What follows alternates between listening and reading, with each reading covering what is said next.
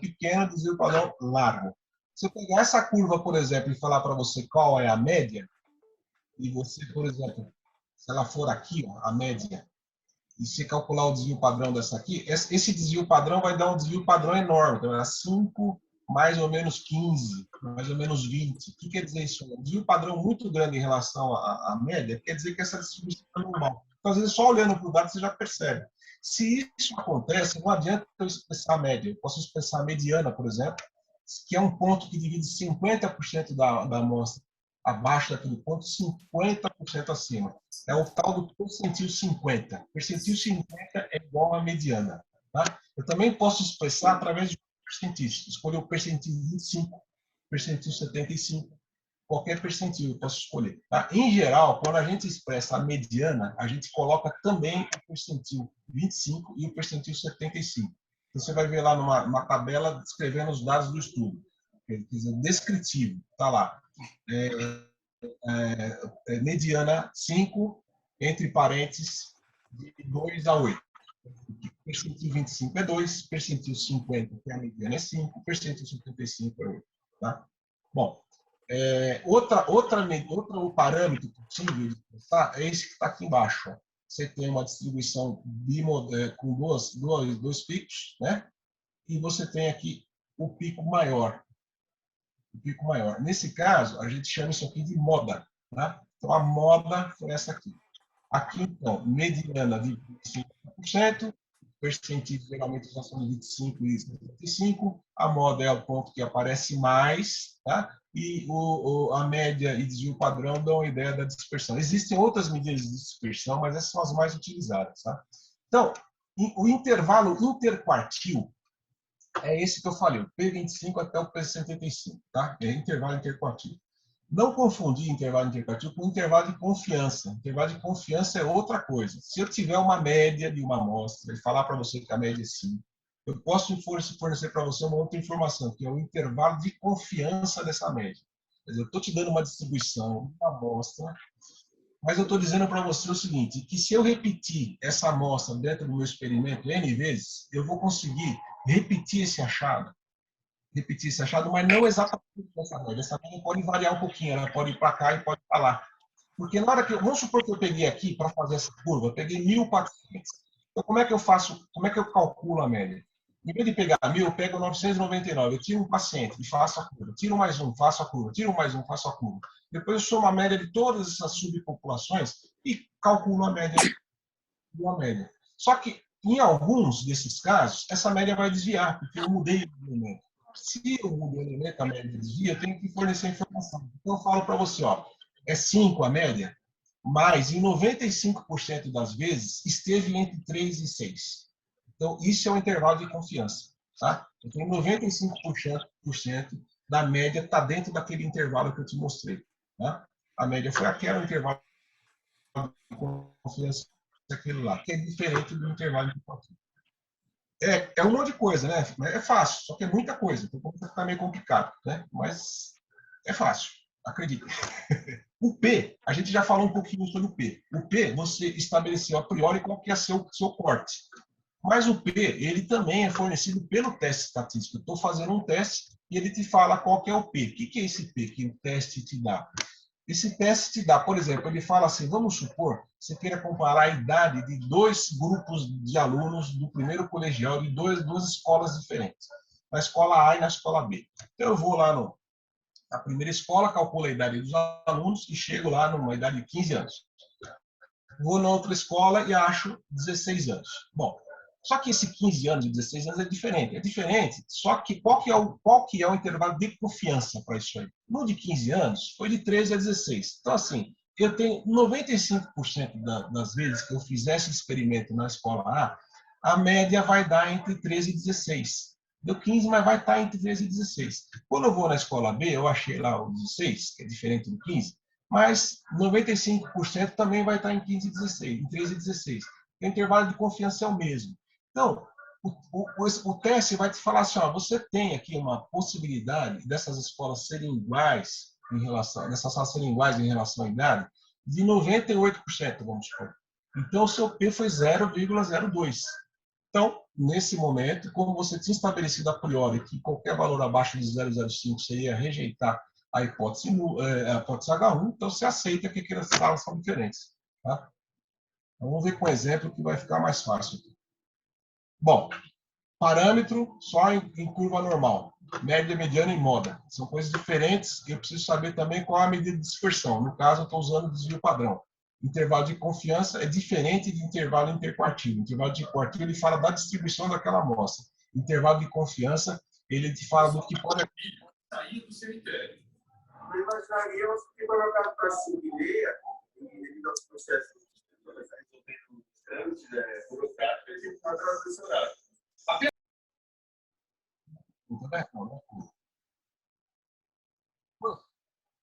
Daniela? Que é risco e chance. Que aqui, ó, até aqui, a gente está falando de análise descritiva, tá? Estou descrevendo a minha amostra, estou descrevendo o meu estudo, estou descrevendo a minha população. Daqui para baixo é análise inferencial. Aqui eu fiz o estudo, comparei os resultados, tá? Então, vamos supor, eu tenho aqui, ó, independente do desenho do estudo, eu consigo montar essa tabela aqui, que é indivíduo exposto por não exposto, ele tem sempre esse padrão, desfecho presente e desfecho ausente. Então, por exemplo, eu tenho lá o cara foi no o sobrinho do Humberto chega e fala: tio, eu fui lá no Rio de Janeiro, num pancadão, na Laje, semana passada. Tinha lá, sei lá, 200 carioca lá pro sambando, tudo com Covid, não sei. Qual que é a chance, qual que é o risco de eu ter Covid depois que eu fui lá? Aí entra a primeira grande diferença conceitual. O que é risco e o que é chance? Aqui tem muita confusão na literatura também. Então é o seguinte, ó, chance é uma coisa que acontece entre expostos. Tá? Então, o sobrinho do Humberto teria que perguntar isso aqui depois que ele voltou. Ele foi exposto. Então, ele fala qual que é a chance. Se ele não foi ainda, ele fala do risco. Tá? Então, é um exemplo meio bobo, mas é para não esquecer mais. O que é chance? Chance é uma coisa que acontece entre os expostos. E o risco não aconteceu ainda. A exposição pode ter sido diferente para os grupos. Então, por exemplo, um caso controle, a gente não usa risco, porque o controle não foi submetido, não foi exposto. Numa corte, por exemplo, você pode usar, porque na corte todos os indivíduos foram expostos. Você vai analisar quem teve e quem não teve. Então você pode usar a chance. Tá? Então, para não errar, assim, qualquer tipo de estudo permite que você calcule a chance. Mas o estudo caso controle não permite que se calcule o risco. Tá? Os outros permitem que se calcule o risco. Então, assim, por exemplo, aqui, ó, Covid presente num cara exposto, é o A. Agora, entre os expostos, quem teve e não teve Covid é o denominador da conta. Tá? O que acontece na chance? O denominador é o B.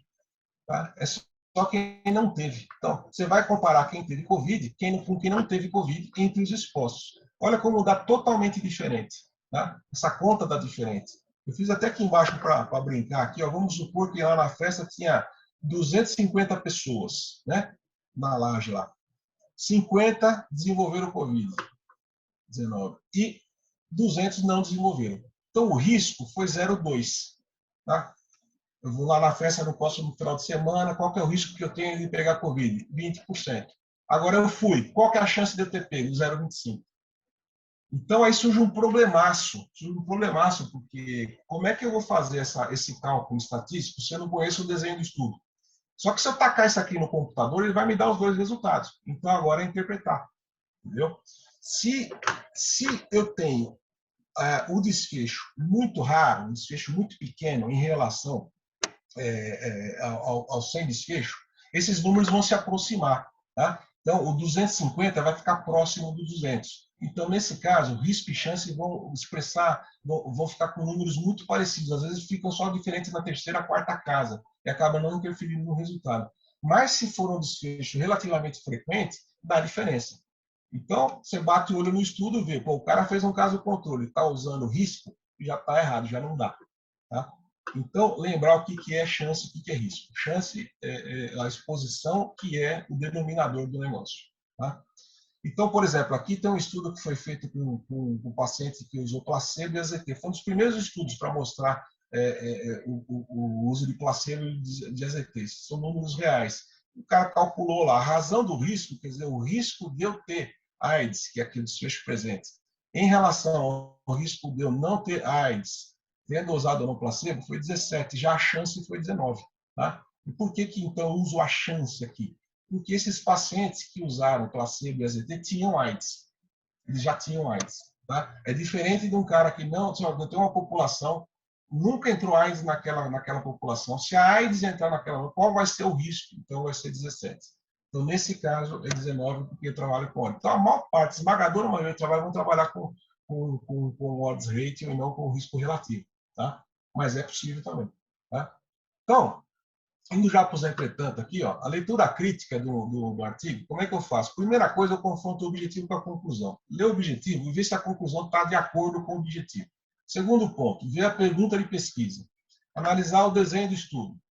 Os tipos de variáveis, quais são, como elas foram medidas, se aquilo é o que é feito na literatura. Vocês vão ver, eu até tive lendo um artigo aí de cirurgia pediátrica para dar uma exemplificada, mas ficou muito longa a aula. Né? Por exemplo, teve um estudo que o cara fez com extubação na sala cirúrgica ou extubação depois da alta da RPA. Comparou em criança para ver quem tinha o menor prognóstico e aí o desfecho foi mortalidade, tempo de internação e tal. E as variáveis que ele estudou foi o momento, a explicativa foi quando ele estubou, se estubou na sala cirúrgica mesmo ou se ele estubou depois. Mas na hora que você vai ver o desenho do estudo, não dá para comparar um estudo com o outro. Por quê? Porque é uma meta-análise. Porque um estudo considerou o paciente pós-operatório de cirurgia aguda, de trauma, outro de cirurgia eletiva, outro de cirurgia abdominal, outro de paciente oncológico, outro paciente com pneumonia, sem pneumonia, idade diferente. Então, se você olhar como que ele selecionou, a avaliar, selecionou o caso, o seu estudo, a conclusão ela vai ser espúria. E, normalmente, o autor acaba forçando alguma conclusão. Fez o estudo, publicou, tem que ter alguma conclusão. Mas a análise crítica disso vem de quem está lendo.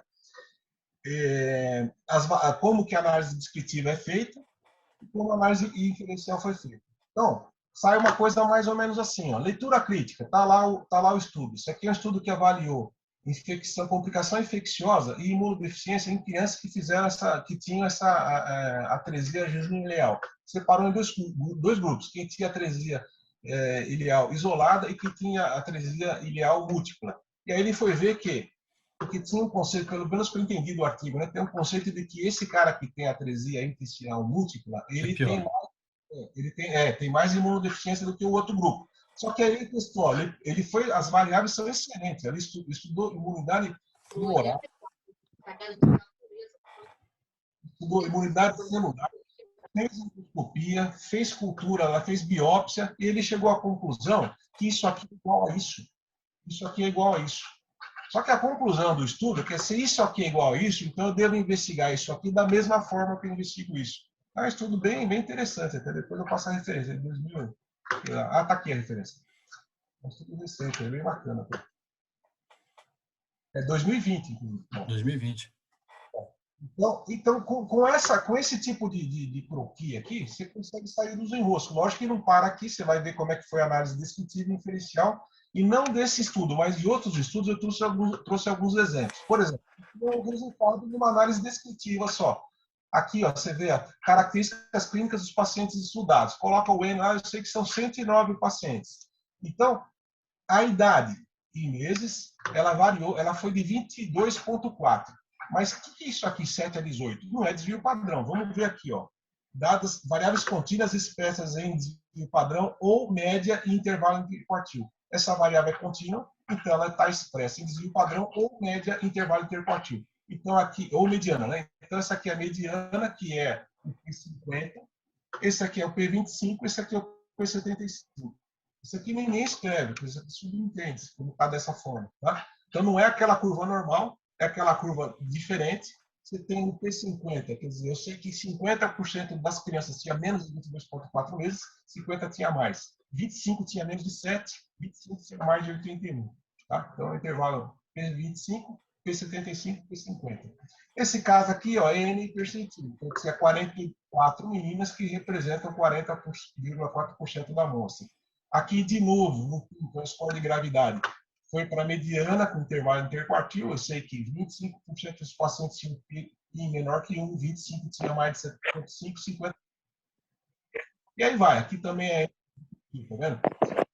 Um outro exemplo aqui, ele colocou a característica clínica já com um teste estatístico. Então aqui ele colocou, por exemplo, esse aqui é a característica dos pacientes com atresia intestinal. Ele viu que a idade, tá vendo?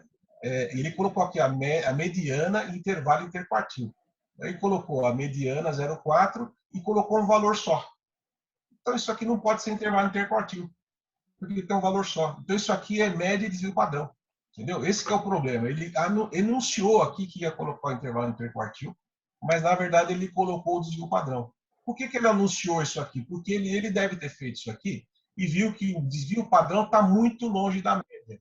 Se o desvio padrão está muito longe da média, não dá para expressar em média desvio padrão. Você tem que expressar em mediana e intervalo interquartil. Mas não é o que ele fez aqui. Eu não sei se foi algum erro, alguma coisa, mas não está expresso.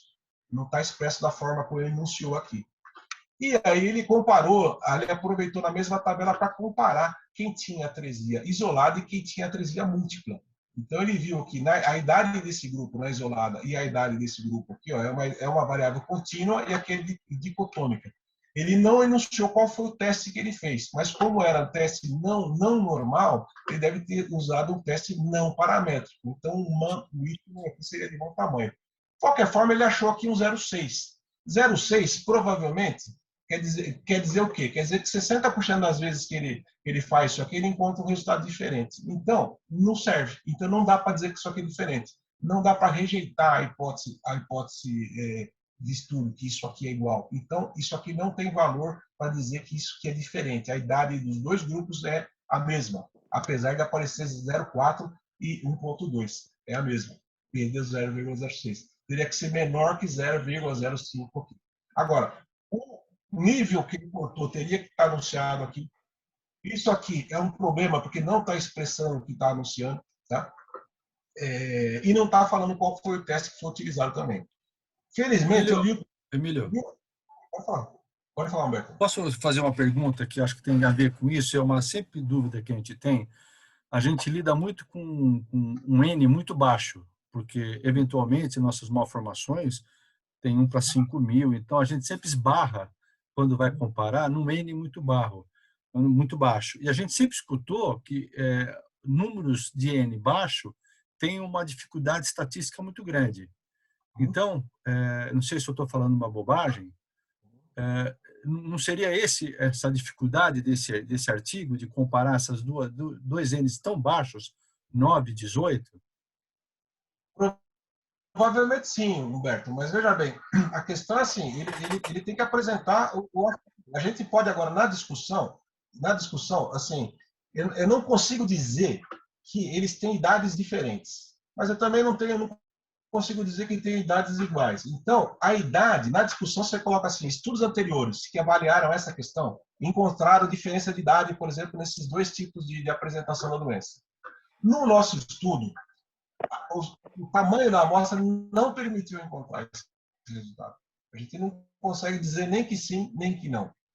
Entendeu? Então, por conta do número, mas não dá para concluir nem por um lado, nem por outro. O problema é que, quando você vai fazer a análise de regressão, lembra aquela que eu mostrei para você, as variáveis que vai mexer com o desfecho? Aqui, ó, quando você vai fixar uma variável aqui, sempre idade e gênero, elas vão ser fixadas. Você acaba fixando essas idades. São variáveis que você sempre vai ver se não teve interferência. Porque às vezes não aparece diferença entre uma e outra, mas a idade pode interferir com essa doença. A idade pode não discriminar esses dois tipos de apresentação da atresia, mas a idade pode discriminar o diagnóstico dessa atresia, ou o diagnóstico dessa atresia, que é o que a gente não está estudando aqui. Tá? Mas, de fato, isso aqui não tem valor para a gente, para conclusão, não dá para concluir nada. Mas é uma conclusão, não concluir nada também é uma conclusão. Tá? Então, aqui, por exemplo, você tem 13, olha só, você tem 13, das meninas, né, você tem 13 com atresia isolada e 3 só com múltipla. Pô, então quer dizer que eu tenho mais? Não, não dá para afirmar. O número é pequeno, na hora de fazer o teste deu 0,1. Eu tenho 10% de errado nessa afirmação. Entendeu? Aqui é a mesma coisa e vai. Aqui, por exemplo, nem conseguiu calcular, ó, ele tinha casela com 0. Toda vez que você tem menos de 5, naquela tabela de contingência, toda vez que você tiver menos de 5, você já não faz o que quadrado, você já faz aquele teste de Fisher. E se tiver 0, não dá para fazer teste nenhum. Entendeu? Então, é uma tabela realmente para você olhar e ter uma ideia da população. Quem que é a população? Uma população pequena, né, que tem mais meninas, aparentemente, mas que não teve maior significado. Do ponto de vista de etnia, você tem uma ideia da distribuição. O que eu faria nesse caso, eu não apresentaria isso aqui junto, porque é só uma coisa descritiva mesmo, não apresentaria isso aqui junto. Mas tudo bem, um jeito. Um outro jeito de apresentar o dado de uma distribuição, quando ela for contínua, é através do box plot, que é isso aqui. Ó. Tá? Você tem, é mais ou menos isso aqui é melhor. É aquele trabalho que o cara, daquele mesmo Esse é que chato. que o cara estudou imunidade celular e moral nos pacientes com atresia intestinal isolada e múltipla. Então, o que é isso aqui? Ele pegou o CD3, que está em azul, e viu nos dois grupos. O CD3 se distribuiu assim, e o CD3 se distribuiu assim, nesse grupo e nesse grupo. Então, o que é esse negócio aqui? Vamos olhar aqui em cima. Tem um quadradinho aqui, tá? Que divide ó, o primeiro quartil e o terceiro quartil, o P25 e o P75 e o P50. É como se eu falasse, a mediana está aqui e o intervalo interquartil está aqui. É esse número e esse número. Então, aquele número que eu coloquei na linha, que é 2 a 8, eu estou colocando aqui. Eu coloquei o 5 no meio, a mediana, e coloquei o 2 embaixo e acima. Tá? Agora, essa distribuição tem números que vão lá para cima e tem números que vão lá para baixo. Então, ele pega o número que ficou no limite superior e coloca o número que ficou no limite. Então, é o valor mínimo, valor máximo, P25, P50, P75. Você bate o olho aqui e você vê, olha, essa curva aqui, ó, por exemplo, Humberto, que é o meu aluno mais atencioso aí, ó. Tá vendo aqui, ó, essa curva aqui? Ela tem distribuição normal ou não? O que você acha? Ó, a mediana está aqui embaixo. Tá? A mediana divide metade da amostra para cá, metade da amostra para cá. Não. Graficamente, não. Exatamente. Porque se tivesse distribuição da amostra, seria uma coisa mais ou menos assim, ó. Uma coisa mais ou menos assim, estaria no meio aqui. A mediana estaria junto com a média, tá? Mas eu estou comparando uma coisa que é não normal com uma coisa que é normal. Então eu uso um teste não paramétrico, tá? E ele comparou isso com isso, comparou isso com isso, comparou isso com isso, comparou isso com isso, e etc. E não achou diferença, tá? Só para adiantar o resultado do estudo. Então, do ponto de vista de imunidade celular, ele não achou diferença aqui, tá? Nem na humoral também. Por isso que ele conclui que, na verdade, o mesmo tratamento deve ser dado para as duas apresentações da doença. Isso aqui é um outro tipo de apresentação, que é aquela análise multivariada que eu falei. Você pega assim, ó. Eu quero saber o efeito do selênio nessa molécula de expressão aqui do endotélio. O endotélio expressa uma molécula chamada SP-selectina, que é importante na inflamação. Eu quero saber se a quantidade que o selênio tem no organismo se altera a expressão dessa molécula. Então, eu fiz assim. A idade mostrou que alterou. Só a idade isolada já mostrou que alterou. Se o cara é mais novo, é negativo. Então, quanto mais novo, maior a expressão. Quanto mais velho, menor a expressão. P de 0,02. Beleza, eu tenho chance de errar aqui de 0,2%. Então, ótimo. Aí eu fui para o PIN. O PIN, que é o score de gravidade da doença, não mudou. O PIN não alterou a expressão da molécula. O selênio no plasma não alterou. Isso aqui é selênio no eritrócito. Tá? E assim foi. E assim por dentro. Eu fiz com cada uma das variáveis. Só que essa coluna aqui não está relacionando as variáveis entre si. Elas são independentes. Só essa aqui, só o PCR, só a procalcitonina, só o choque potensivo.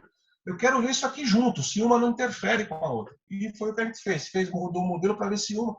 Será que ele não tem o PIN mais alto porque ele é mais novo? Ou o PCR é mais baixo porque o PIN é mais alto? Então, você relaciona todas. E quem que sobrou no modelo, de fato, interferindo com o desfecho?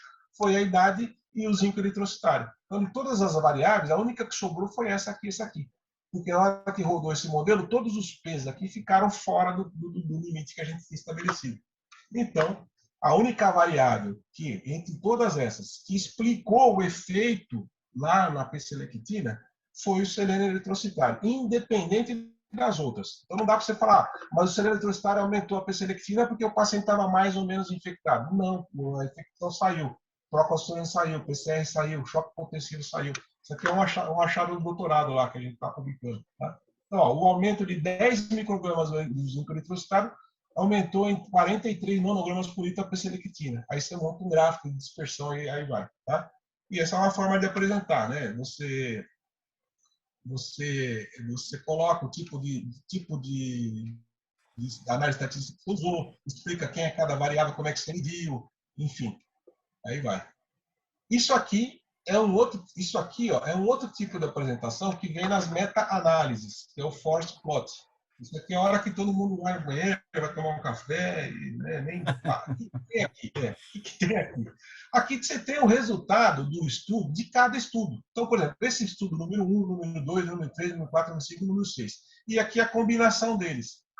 A diferença entre meta-análise e revisão é que a revisão analisa o resultado de cada um, discute e propõe. Agora, a combinação dos dados é diferente. Quando você pega o resultado em si, combina todos eles e reanalisa todos os dados, é uma meta-análise. Você tem que pegar os pacientes de cada um, ver as variáveis, ver como é que foi, se eles são comparáveis ou não, reagrupá-los, como se estivesse feito um novo estudo, com todos os casos juntos. Então, o autor ele tem que fornecer os dados e assim por diante. Depois que você fez isso aqui, você vai ver tudo junto como que aquela variável se comportou. Então, vamos supor que você tem um primeiro estudo e aqui você tem o efeito, por exemplo, do peso no IAM. Vamos supor, eu estou chutando. Então, esse estudo aqui mostrou que se você é obeso, se o seu peso é baixo, a chance de você ter um IAM é menor. Então, nesse estudo ele mostrou que o peso ele foi menor do que 1. Tá aqui, ó. Quer dizer que toda vez que é menor que 1, quer dizer que ele é um fator de proteção. Então, de 0 até 1, ele está protegendo. De 1 para cima, ele está sendo um efeito, está favorecendo o desfecho. Então, se o desfecho é infarto e a variável é peso, está escrito aqui é que se eu tiver peso baixo, ele vai me proteger contra, vai ter menos infarto. Mas é sempre 0,62? Não, pode ser 0,39 ou 0,98. Se eu for mudando a amostra, tirando o paciente, colocando o paciente, mudando a amostra, eu tenho essa variação. E esse é o intervalo de confiança. Eu tenho uma chance de 95% de estar entre 0,39 e 0,98.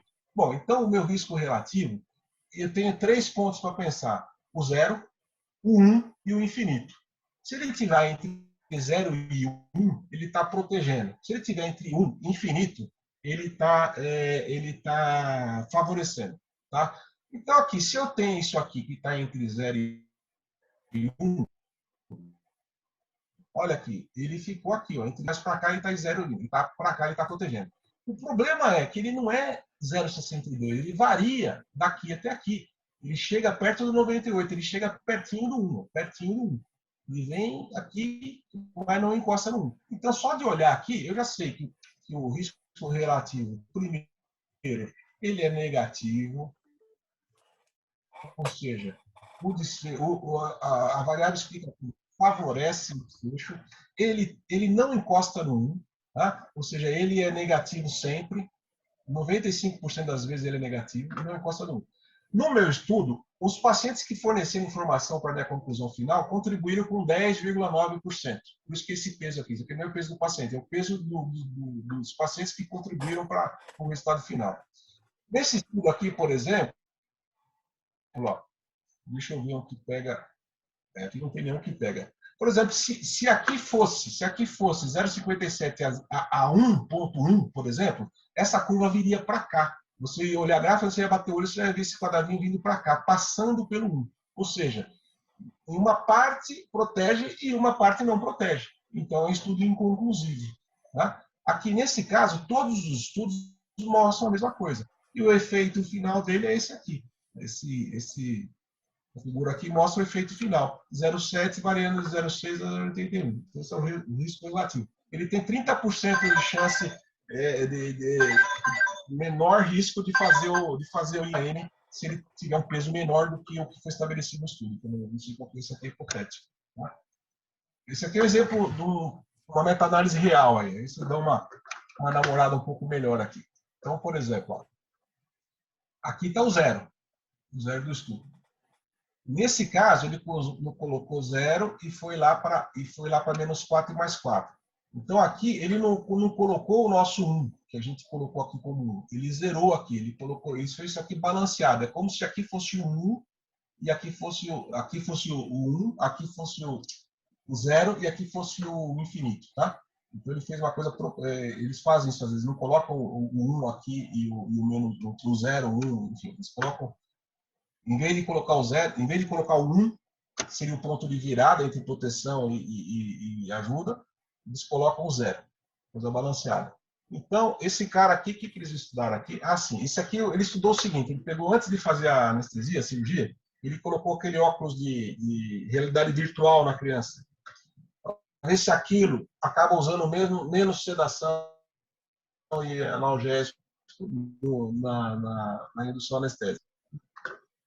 Quem veio para cá, esse cara aqui, a Minardi, aqui de 2012, ele estudou que tipo de procedimento? Cárie dentária.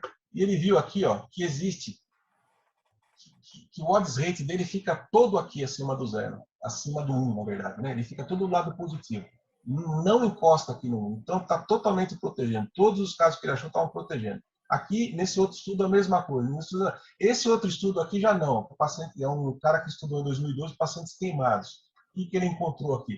Ele encontrou que o risco relativo foi acima de 1, ou seja, o paciente se beneficiou com o procedimento, mas não dá para dizer que isso ocorreu sempre. Porque se ele repetir esse estudo, ele vai encontrar, em alguns casos, ele vai encontrar na repetição, ele vai encontrar pacientes que não se beneficiaram. Tá? Então, não é sempre que isso aconteceu. Aqui também não é sempre que aconteceu. Aqui, enfim, vai. Então, no final, quando você junta todos os casos e analisa tudo junto, você permite, como o N aumenta muito, permite que você tenha uma conclusão conjunta. Na conclusão da análise é que o procedimento ajuda na menor utilização de sedativo e analgésico para anestésica. Tá? Aqui é um outro estudo falando de falha de intubação. Aquele estudo que eu falei para vocês da falha da intubação no centro cirúrgico ou a intubação depois. Então, para avaliar se a intubação no centro cirúrgico é melhor que a intubação depois ou não, ele precisa de um desfecho. Qual que foi o desfecho? Reintubação. Para os pacientes que foram reintubados, quando esse foi o desfecho, o fato de ter destubado na sala ou depois, nas primeiras 6 horas, não fez diferença. Tá?